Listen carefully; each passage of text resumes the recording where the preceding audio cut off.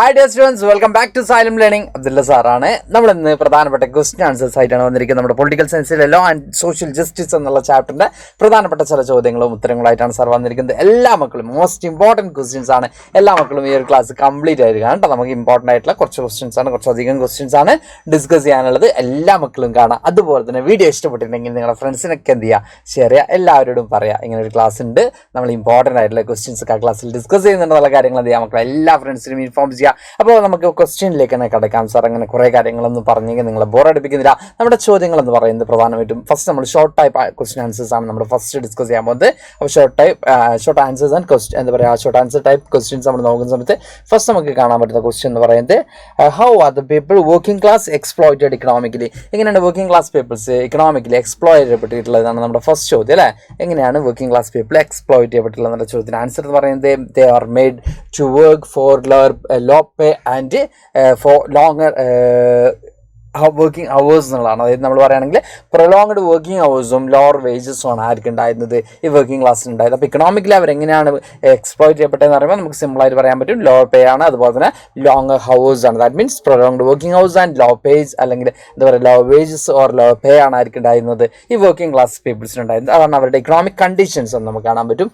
Then next ചോദ്യം എന്ന് പറയുന്നത് what is the right against exploitation state. എന്താണ് റൈറ്റ് അഗെയിൻസ്റ്റ് എക്സ്പ്ലോയിറ്റേഷൻ ത്രൂ പറയുന്നത്? നിങ്ങൾക്കറിയാം, നിങ്ങൾ എല്ലാവരും ഫണ്ടമെന്റൽ റൈറ്റ്സ് ഒക്കെ പഠിച്ച മക്കളാണ്. അതിൽ തന്നെ റൈറ്റ് അഗെയിൻസ്റ്റ് എക്സ്പ്ലോയിറ്റേഷൻ, ചൂഷണത്തിനെതിരെയുള്ള അവകാശം എന്ന് നമ്മൾ പറയും അല്ലേ. എന്താണ് അതിലൂടെ നമ്മൾ ഉദ്ദേശിക്കുന്നത്? Right against exploitation says that no one can be forced to work for low wages or under bondage. നമ്മളിവിടെ പറയുന്നുണ്ട് എസ് ബോണ്ടേജ് ത്രൂ അല്ലെങ്കിൽ ലോ വേജിനോ ആരും എന്ത് ചെയ്യേണ്ട ആവശ്യമില്ല, വർക്ക് ചെയ്യേണ്ട ആവശ്യമില്ല എന്ന് തന്നെയാണ് എന്ന് പറഞ്ഞാൽ നമ്മൾ ഈ പറഞ്ഞ പോലെ തന്നെ റൈറ്റ് അഗെയിൻസ്റ്റ് എക്സ്പ്ലോയിറ്റേഷൻ എന്ന് പറഞ്ഞ റൈറ്റിലൂടെ എൻഷുർ ചെയ്യുന്നത്. അപ്പോൾ ആരും ഫോഴ്സ്ഫുള്ളി എന്ത് ചെയ്യേണ്ട ആവശ്യമില്ല, ജോലി ചെയ്യേണ്ട ആവശ്യമില്ല. അതുപോലെ തന്നെ സ്ലേവറി പോലുള്ള എന്താ പറയുക സിസ്റ്റംസ് ഒക്കെ എന്ത് ചെയ്തിട്ടുണ്ട്, അബോളിഷ് ചെയ്യാണ് ഇതിലൂടെ ചെയ്യുന്നത്. ഇതിനെതിരെയുള്ള റൈറ്റ് ആണ് എന്ത് നമ്മൾ ഈ പറഞ്ഞ റൈറ്റ് അഗെയിൻസ്റ്റ് എക്സ്പ്ലോയിറ്റേഷൻ, ചൂഷണത്തിനെതിരെയുള്ള അവകാശം നമുക്ക് കാണാൻ പറ്റും. ഓക്കെ, നെക്സ്റ്റ് ക്വസ്റ്റ്യൻ എന്ന് പറയുന്നത് why do the workers willingly work in unsafe conditions. നിങ്ങളെല്ലാവരും ചോദിക്കുന്ന ഒരു ചോദ്യമായിരിക്കും അല്ലേ. വർക്കേഴ്സ് എന്തുകൊണ്ടാണ് അൺകണ്ടീഷൻ ആയിട്ടുള്ള വർക്ക് അല്ലെങ്കിൽ എന്താ പറയുക നമ്മൾ ഈ പറയുന്ന പോലെ തന്നെ അൺസേഫ് ആയിട്ടുള്ള വർക്കിംഗ് കണ്ടീഷൻസിന് വർക്ക് ചെയ്യാൻ എന്തുകൊണ്ടാണ് വർക്കേഴ്സ് വില്ലിംഗ് ആവുന്നത്? നിങ്ങൾ എപ്പോഴും കൺഫ്യൂസ്ഡ് ആയിരിക്കുന്ന ഒരു ചോദ്യമായിരിക്കും. നമുക്ക് നോക്കാം. Since there is so much unemployment, നമുക്കറിയാം നമ്മുടെ സറൗണ്ടിങ്സിലാണെങ്കിലും എവിടെയാണെങ്കിലും കുറേ അധികം എന്തുണ്ട്, അൺഎംപ്ലോയ്മെൻറ്റ് സിറ്റുവേഷൻ നമുക്ക് കാണാൻ പറ്റും അല്ലേ. പല ആളുകൾക്കും തൊഴിലില്ലാത്ത അവസ്ഥ അല്ല, അൺഎംപ്ലോയിഡ് ആയിട്ടുള്ള കുറേ പീപ്പിൾസിനൊക്കെ നമ്മൾ കാണാറുണ്ട്.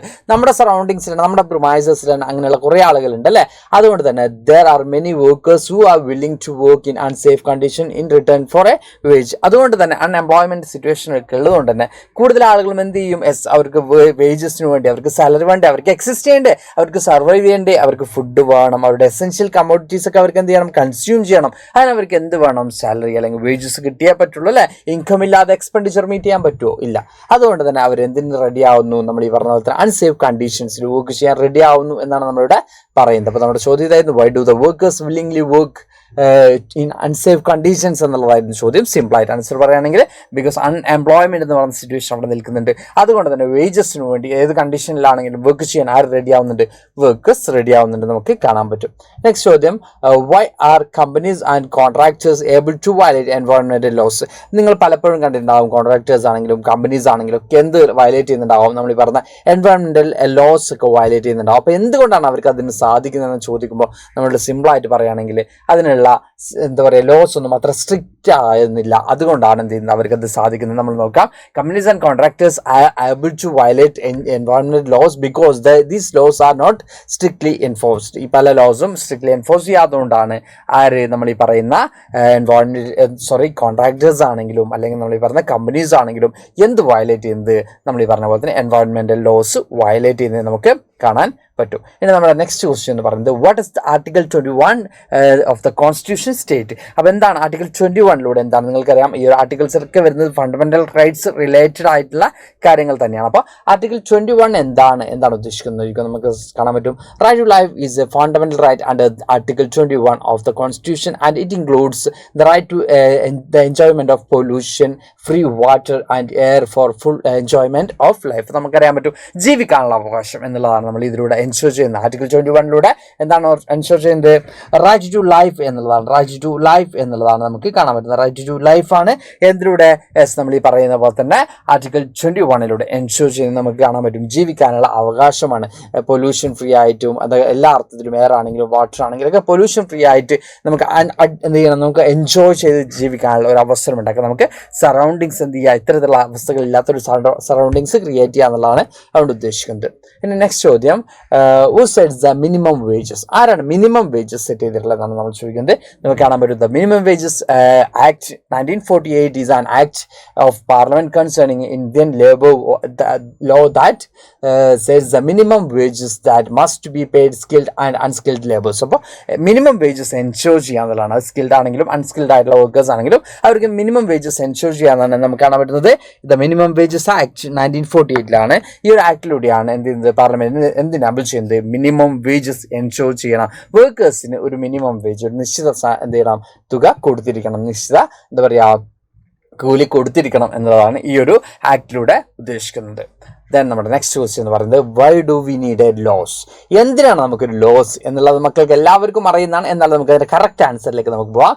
V need a laws because it protects our general safety and ensure our rights and citizen against abuses by other people, by organisation and by the government itself. നമുക്ക് കാണാൻ പറ്റും എന്തിനാണ് നമുക്ക് ലോസ് എന്ന് ചോദിക്കുകയാണെങ്കിൽ ഈ ഒരു ചോദ്യം തന്നെ മക്കൾക്ക് എല്ലാവർക്കും അറിയാം. എന്തിനാണ് നമുക്കൊരു നിയമം, അല്ലെങ്കിൽ എന്തിനാണ് നമുക്ക് ലോസ്? നമുക്ക് സേഫ് ആയിട്ട് മുമ്പോട്ട് പോകണമെങ്കിൽ, ഇവിടെ നിയമങ്ങളൊന്നും ഇല്ലെങ്കിൽ, നിയമങ്ങളൊക്കെ ഉണ്ടായി തന്നെ നമ്മൾ അത്രയും സേഫ് അല്ലാതെയൊക്കെ അല്ലെ നമ്മൾ പല കാര്യങ്ങളും പേടിച്ചിട്ടൊക്കെയാണ് മുമ്പോട്ട് പോവുക. അപ്പോൾ നിയമങ്ങൾ ഇല്ലെങ്കിൽ, ലോസും കൂടി ഇല്ലെങ്കിൽ എന്തായിരിക്കും മക്കളുടെ അവസ്ഥ?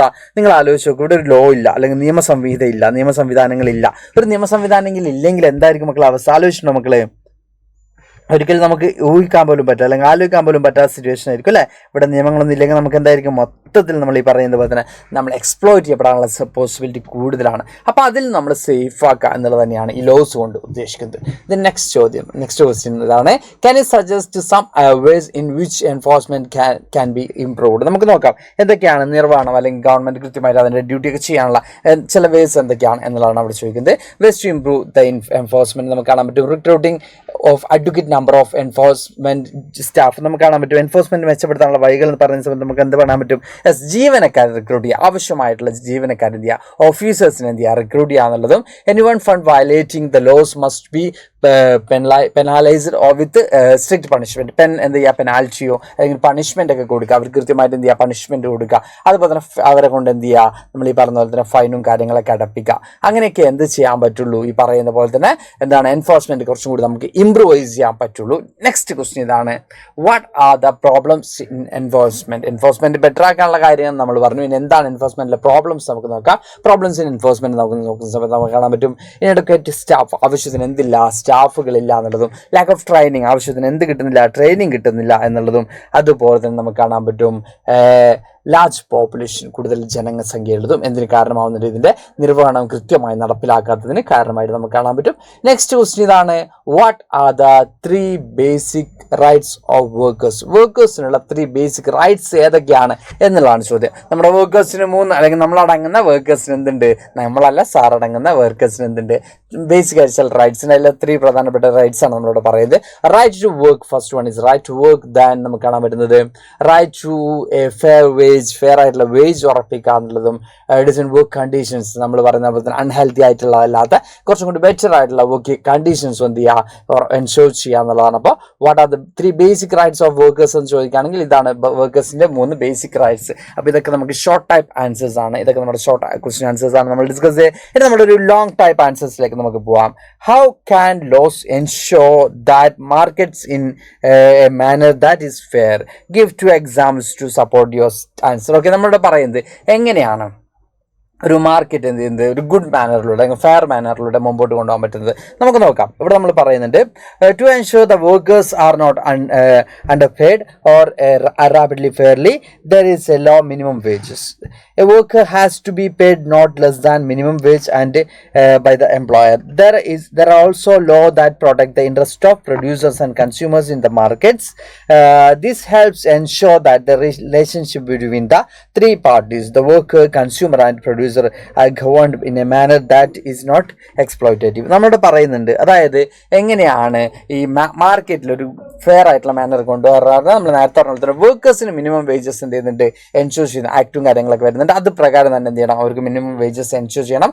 അതുപോലെ തന്നെ എന്താ പറയുക, അതിലൂടെ നമ്മൾ ഈ പറയുന്ന പോലെ തന്നെ എന്റർപ്രണേഴ്സ് അല്ലെങ്കിൽ പ്രൊഡ്യൂസേഴ്സും വർക്കേഴ്സും നമ്മൾ ഈ പറഞ്ഞ പോലെ തന്നെ കൺസ്യൂമേഴ്സും തമ്മിൽ ഒരു ഗുഡ് റിലേഷൻ തന്നെ ഉണ്ടാവണം. ഫെയർ പ്രൈസിന് പ്രോഡക്റ്റ് ആർക്ക് അവൈലബിൾ ആയിരിക്കണം, കൺസ്യൂമേഴ്സിന് അവൈലബിൾ ആയിരിക്കണം. ഈ രീതിയിൽ കൃത്യമായിട്ടും ഇവർ തമ്മിൽ എന്തുണ്ടായിരിക്കണം, ഒരു ഗുഡ് റിലേഷൻ ഉണ്ടെങ്കിൽ മാത്രമേ ഫെയർ ആയിട്ടുള്ള ഒരു മാർക്കറ്റ് നമുക്ക് എന്ത് ചെയ്യാൻ പറ്റുള്ളൂ, ഫെയർ മാനറിൽ ഒരു മാർക്കറ്റ് നമുക്ക് എന്ത് ചെയ്യാൻ പറ്റുള്ളൂ, റൺ ചെയ്യാൻ പറ്റും എന്നാണ് പറയുന്നത്. അപ്പോൾ ഇവിടെ നമ്മൾ പറഞ്ഞത് കൺസ്യൂമേഴ്സിന്റെ റൈറ്റ് പ്രൊട്ടക്ട് ചെയ്യാൻ വേണ്ടി ഇന്ത്യ പോലുള്ള രാജ്യങ്ങളിൽ എന്തുണ്ട്, കൺസ്യൂമർ എന്താ പറയുക റൈറ്റ്സും കാര്യങ്ങളൊക്കെ ഉണ്ട്, കൺസ്യൂമർ കോർട്ടും പോലുള്ള കാര്യങ്ങളൊക്കെ ഉണ്ട്, കൺസ്യൂമർ റൈറ്റ്സ് ഒക്കെ പ്രൊട്ടക്ട് ചെയ്യുന്നുണ്ട്. അതുപോലെ തന്നെ പ്രൊഡ്യൂസേഴ്സിന്റെയും വർക്കേഴ്സിനും ഒക്കെ ഇതുപോലെ തന്നെ എന്ത് ചെയ്യാണ്, പ്രൊട്ടക്ട് ചെയ്യുകയാണെങ്കിൽ അത് കൃത്യമായിട്ടും ഫെയർ വേയിലൂടെ എന്ത് കടന്നു പോകും, മാർക്കറ്റ് കടന്നു പോകും നമുക്ക് കാണാൻ പറ്റും.